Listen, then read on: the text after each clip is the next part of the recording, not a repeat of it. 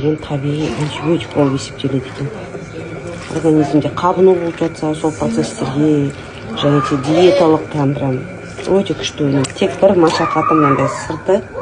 Енді білмеймін, бұның оңай жолын білетін бар, алдында кептірем деп, оказывается, кептірмейді екен. Кептіретін болсаңдар, иіс шығып кетеді екен жаман. Мынандай қабығынан. Тазалап, салатқа салып жеп жатырмыз.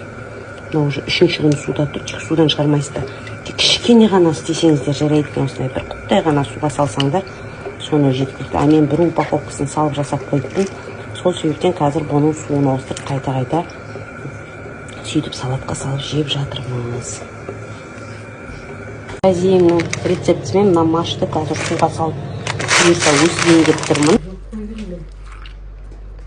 Бір күн жарымның ішінде уже мына маштың сырты алынып, Жазием арқасында білдік, осыны алдынан бір жартылдай тұрды, осы машымен де бар ғой упаковкада.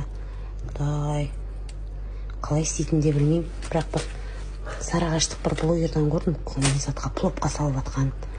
Білмеймін, бұл өзімде өмір жеп көрмеген нәрсе екен. Келмекен, бірақ күшті бат екен.